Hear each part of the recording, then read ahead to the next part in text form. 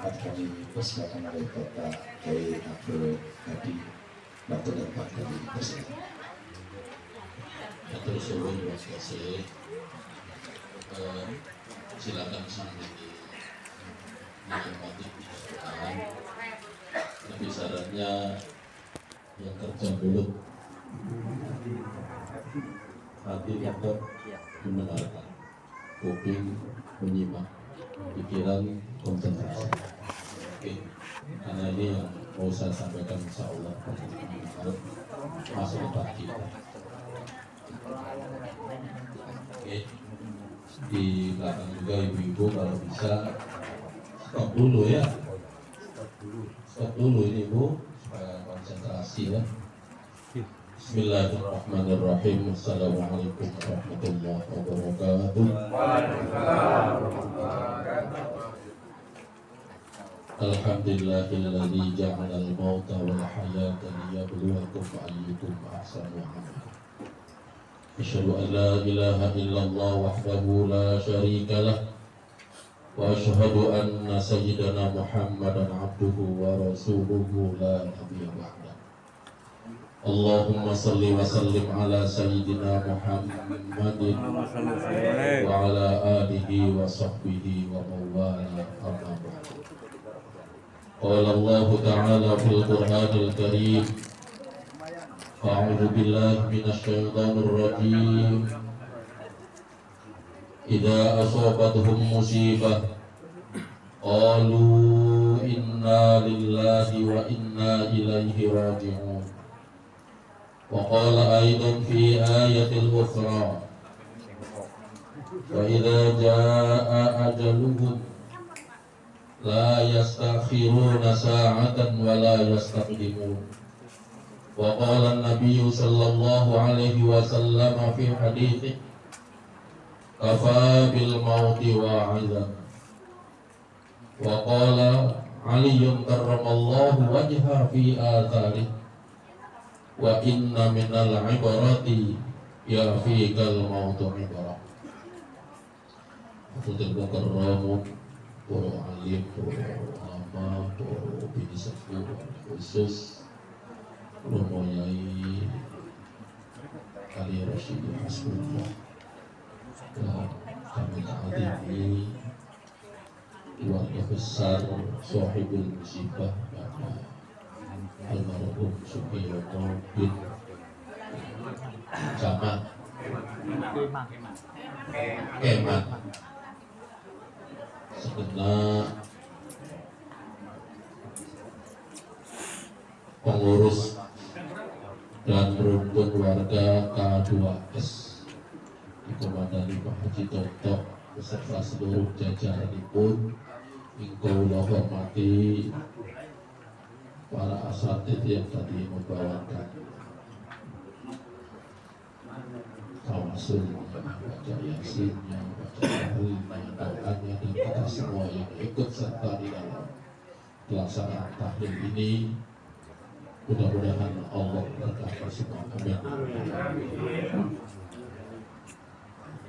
Hadirin wal hadirat rahimakumullah. Jadi kemarin saya kaget tiba-tiba di Al-Aqsa TV saya disetel ceramah di mana ya? Di Monas ya, sampai Masya Allah ribuan ya ada yang lain terhormati ya. Karena sedikit saya sampaikan bahwa apa yang saya sampaikan ini bukan berdasarkan YouTube, bukan berdasarkan medsos, bukan berdasarkan orang, tapi apa yang saya sampaikan berdasarkan realitas kehidupan yang saya ambil dari beberapa kitab yang saya pahami. Supaya apa? Supaya kita yakin dengan siapnya kita. Ya. Baik hadirin wal hadirat rahimakumullah. Kalau kita bicara tentang kematian, hakikatnya adalah kita bicara tentang masa depan kehidupan kita. Saya ulangi lagi. Kalau kita bicara tentang kematian, pada hakikatnya adalah bicara tentang masa depan kehidupan kita. Itu harus diyakini, Pak, dengan seyakin-yakin. Kita sebagai muslim menyadari betul bahwa dunia yang kita jalani sekarang bukan satu-satunya alam yang kita lalui, bukan satu-satunya alam yang kita lampaui, yang kita laksanakan, yang kita lakukan. Tapi kita harus yakin bahwa dunia itu adalah sementara kehidupan akhirat selama-lamanya. Pada hari ini kita peringati saudara kita Bapak Sugiono bin Keman yang ketiga hari. Artinya beliau telah mendahului kita melampaui kehidupan yang kedua setelah beliau mengalami kehidupan di ada kehidupan, Pak, di sana itu. Ya Allah. Ini hadis Nabi Muhammad sallallahu alaihi wasallam di dalam kitab Nasaihul Aitam. Mal mayyitu fi qabrihi illa kal ghariqil mughawwid. Hadis Nabi Muhammad sallallahu alaihi wasallam, Pak, ajeng Nabi se mendikon enten ing dalam kitab Nasaihul Aitam. Sanes dawuh kiai, sanes dawuh kula, sanes dawuh yang alim. Tapi sing dawuh Kanjeng Nabi Muhammad sallallahu alaihi wasallam ing dalam kitab Nasaihul Mal mayyitu fi qabrihi illa kal ghariqil mughawwid. Kondisi mayit di dalam kuburnya seperti orang yang tenggelam meminta tolong. Napa, Pak? Kondisi mayit di dalam kuburnya seperti orang yang tenggelam meminta tolong. Coba kita tahu kalau orang yang pengen mau tenggelam itu, ya Allah, segala hal yang mungkin yang kira-kira dapat membantu kita pakai. Ada kayu, kentir, kita berusaha rangkul supaya kita terselamatkan dari tenggelam. Botol aqua yang mengapung kita raih supaya kita jangan tenggelam. Makanya pantas ada hadis Nabi Muhammad sallallahu alaihi wasallam mengatakan, irhamu mautakum bid-du'ai au bis-sadaqah. Kasihanilah orang matimu bid-du'ai dengan doa. Pada hari ini kita berdoa bersama-sama di tempat yang sangat barokah ini, di dalam rangka menolong Bapak Sugiono. Ada pengaruhnya, Pak, doa-doa yang tadi dibacakan tawasulnya, dibacakan yasinnya, dibacakan tahlilnya, bahkan ditutup oleh doa. Ada pengaruhnya.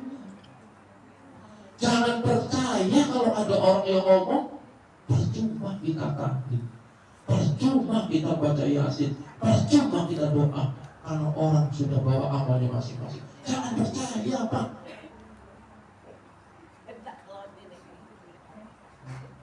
Mau bukti?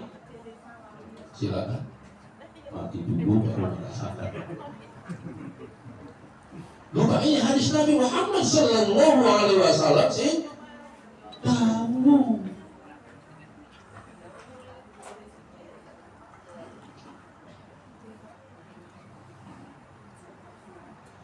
au bisodaqah atau dengan sodaqah. Ternyata Pak Sugiono masih ada simpanan 10 juta sebenarnya. Ada amanah sama anaknya sama istrinya. Ini kalau saya besok wafat, tolong ya, ini dikasih untuk pembinaan mu'alaf. Semua begitu. Untuk orang-orang duafa, orang-orang yatim piatu. Itu bagian dari upaya orang yang hidup untuk menolong yang ada di dalam kubur. Ya Allah.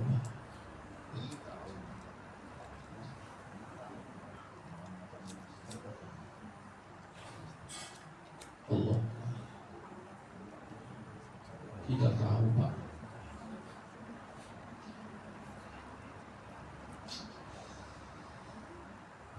kehidupan kubur ternyata jauh lama dari kehidupan dunia yang kita lampaui sekarang, yang kita lakukan. Berapa lama sih Pak kita hidup di dunia ini? Tidak lama Pak kita hidup. 60, 70, 80, 90, ada beberapa yang 100. Ya. Bila Israel datang memanggil sekujur badan di pembaringan. Bila Israel datang memanggil sekujur tubuh di pembaringan,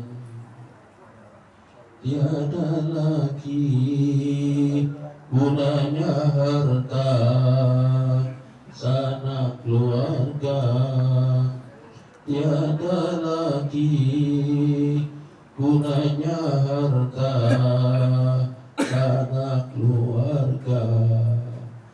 Kalaulah ada amal di dunia, itulah apa namanya? Penolong kita. Sudah malaikat Israfil memanggil kita. Ya Allah Pak, ada orang yang tidak yakin dengan kematian Pak.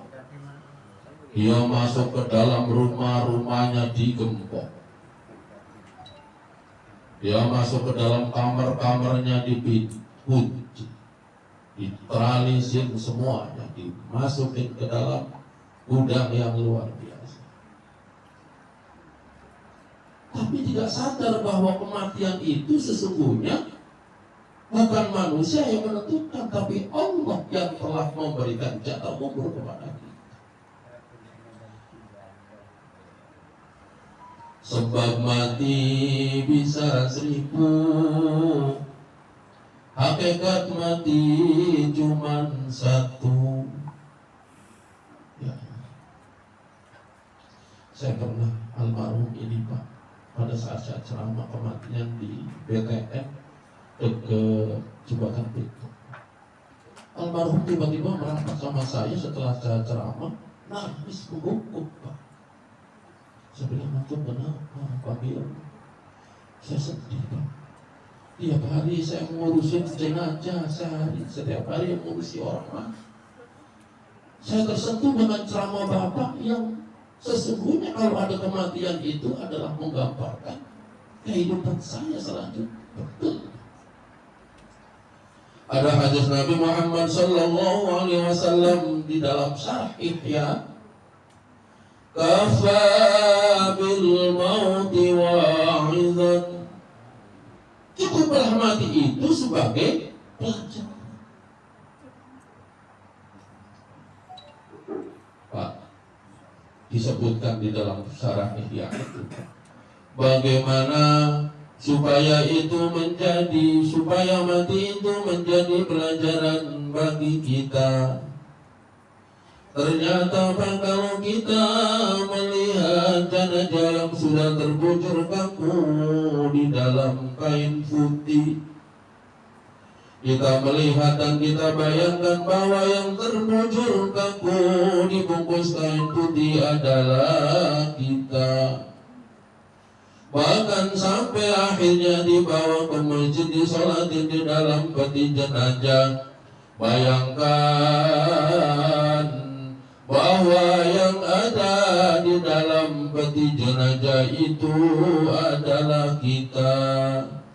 Setelah itu kita rame-rame ke Batu Kadera, di dalam rombongan ke sana dengan kalimat la ilaha illallah, la ilaha illallah, la ilaha illallah, Muhammadur Rasulullah. Kita sama-sama mengiringi almarhum Bapak Giono dengan kalimat tauhid itu. Tapi sadarkah kita bahwa yang kita bawa itu bukan hanya Pak Giono, tapi sesungguhnya menghambarkan kondisi kita, bahwa kita pun akan mengalami hal yang sama. Bisa Bapak duluan atau saya belakangan? Atau saya belakangan, Bapak duluan? Nah, karena suatu saat sama Pak, kondisinya kita akan seperti ini. Bahkan setelah di dalam kuburan, Pak Giono dimasukkan ke dalam lubang yang sangat kecil, ditimbun sama tanah, dipadatkan. Ya Allah Pak, kita biasa tidur di dalam kasur yang empuk, menghadap kanan ketemu bantal guling, menghadap ke kiri ketemu istri kita yang cantik. Wahai enak. Tapi manakala kita berada di alam kubur yang luasnya hanya 1x2 meter, yang merupakan masa depan kehidupan kita, ke kanan pasir, ke kiri pasir, ke bawah pasir, ke atas pasir, yang ada ulat-ulat tanah.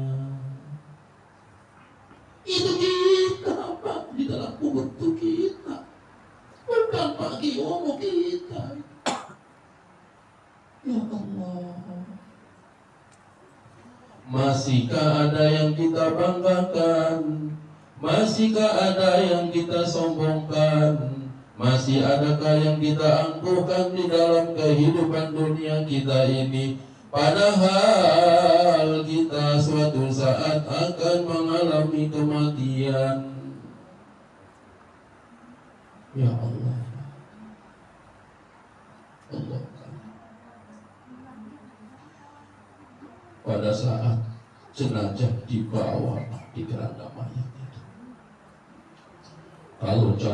kalau jenazahnya itu orang mukmin, wahai pemanggul jenazahku, ini mayit Pak yang ada di dalam keranda itu, di dalam kitab Daqaiqul Akhbar dan Al-Ahwal Pak. Jenazah itu ngomong Pak, wahai pemanggul jenazahku, percepatkanlah langkahmu membawaku ke kuburan, agar aku cepat mendapatkan nikmat kubur. Saya omongannya jenazah ini tidak didengar oleh orang itu. Kalau didengar, woi, lagi dipanggul, dibuang. Takut. Itu kalau jenazahnya, kalau jenazahnya durhaka kepada Allah, pada saat dipanggul di dalam jenazah itu, dia ngomong, wahai pemanggul jenazahku, hendak dibawa kemana aku ini, cepat balikkan lagi roh ke dalam jasadku, aku pengen pulang ke dunia lagi. Itu Pak. Ya Allah. Makanya pantas Pak, di dalam proses pencabutan nyawa saja oleh malaikat Israfil itu berbeda antara orang yang beriman kepada Allah dengan orang yang durhaka kepada Allah.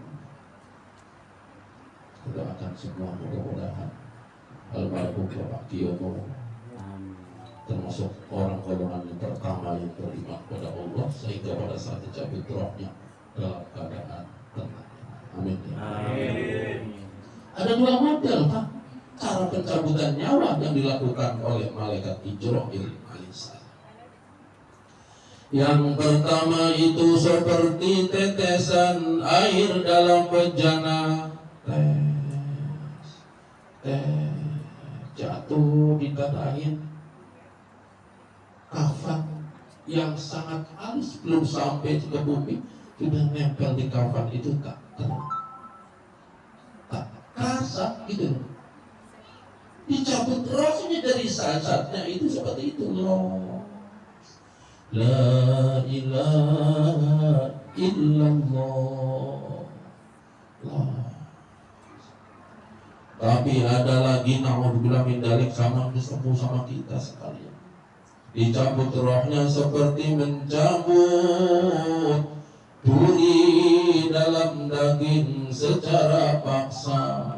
Bodoh, mata kecil, otot menguat, kaki mengencang, mulut ternganga, keringat semuanya keluar. Allah kan. Makanya hadirin wal hadirat Allah, jangan tinggalkan wirid bersama imam, Pak. Zikir bersama imam. Karena pada saat ba'da sholat itu didoakan, Pak. Allahumma hawwin alaina fi sakaratil maut. Didoakan begitu. Ya Allah, hawwin alaina, mudahkanlah kepada kami fi sakaratil maut, di dalam sakaratul maut. Begitu Pak, didoakan kita setiap hari setelah kita melaksanakan sholat wajib itu Pak. Ya Allah Pak, anak kita sekarang itu makanya ini kewajiban buat kita sekalian Pak ya. Tradisi sunnah wal jamaah itu sangat luar biasa. Kita tidak mampu membaca doa sendiri, asal ikut amin saja Pak. Kita sama dengan orang yang bangga. Yai Rumah Ali Rasidih Hasbullah membaca itu, kita aminkan. Itu sama nilainya dengan apa yang dibacakan oleh beliau. Tapi sekarang imam membaca Allahumma antas salam. Anak-anak kita sekarang Allahumma lantas jalan. Kabur keluar. Padahal justru kita itu bagaimana nanti pada saat Allah cabut melalui malaikat Israfil, apakah dengan cara yang mudah atau dengan cara yang kasar tadi?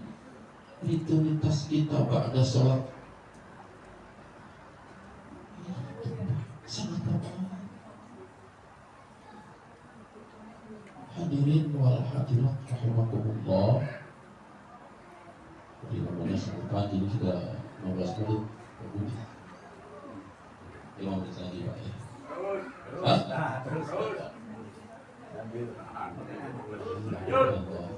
Terus Pak.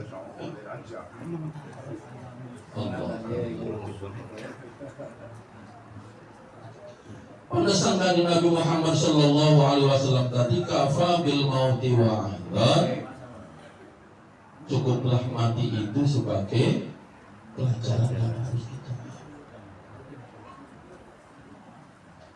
Kalimat ini diperkuat oleh sahabat Ali karramallahu wajhah di dalam kitab Nasaihul Ibad.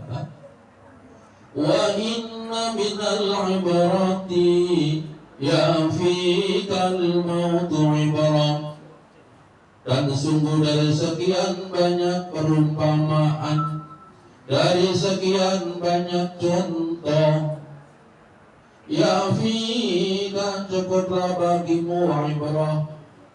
Al-mautu ibrah, mati sebagai pelajaran. Sobat amin, Pak. Kenapa? Karena sungguh kematian itu teladan bagi kita, ibrah bagi kita, contoh bagi kita. Karena suatu saat pun kita akan mengalami hal yang sama. Terus kewajiban kita apa?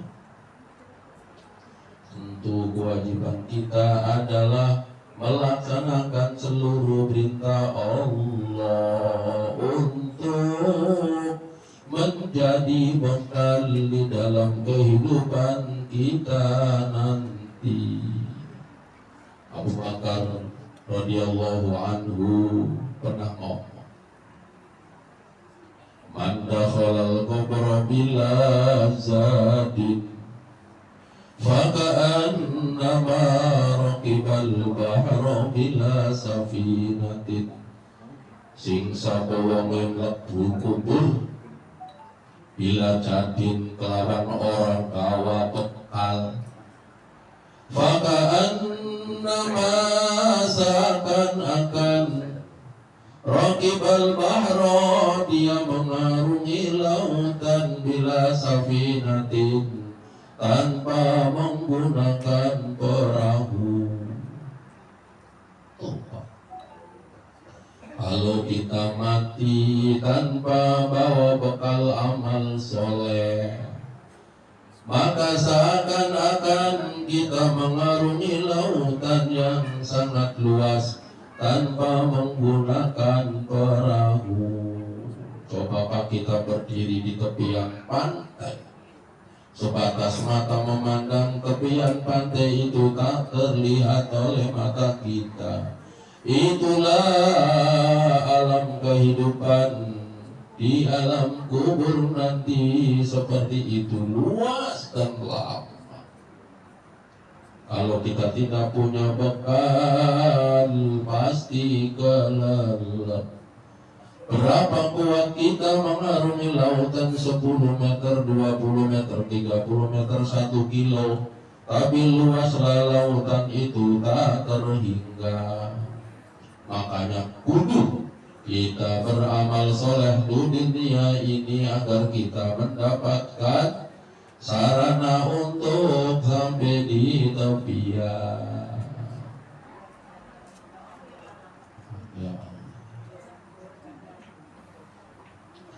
Kita pulang ke Jakarta mesti ada ongkos, mesti ada bekal. Kita pulang ke Demak pasti butuh ongkos dan bekal.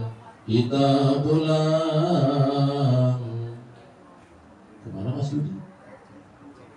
Ke Pacitan.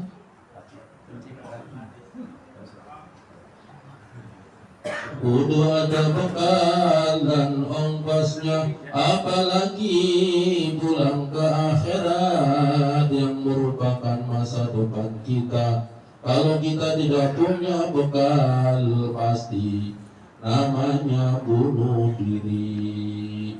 Kita bisa pulang memaksa ke Jakarta tanpa bekal, belum tentu kita sampai ke Jakarta, tapi di jalan sengsara sudah sangat pasti nekat namanya. Bonek dari Surabaya mau ke Bandung, harusnya bawa bekal tapi tidak ada bekal, nekat ikut kereta. Tapi di jalanan sengsara tidak bisa minum, tidak bisa makan. Yang terjadi adalah perbuatan-perbuatan yang tidak baik, nyopet, nodong, rampok. Ada begitu, juga sebaliknya, boboto juga nekat tidak punya duit ke Surabaya semua.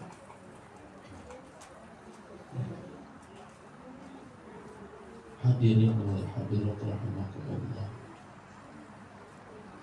Yang terakhir saya sampaikan, pertama kita harus terus menjaga Pak tradisi baik kita ini, saling mendoakan Pak ya. Di saat gencarnya media sosial yang menghantam kebiasaan baik kita masih bisa mengikuti seperti ini, tapi anak-anak kita yang main aktif di medsos itu sudah sangat terpengaruh. Bapaknya ikut tahlilan, sekarang anaknya ngomong bid'ah. Banyak Pak. Bapaknya ikut yasinan setiap malam Jumat, anaknya tidak lagi ikut yasinan, bahkan tahlilan malam Jumat. Katanya itu tidak ada di dalam hadisnya. Bid'ah Bapak, tahu saya. Banyak begitu.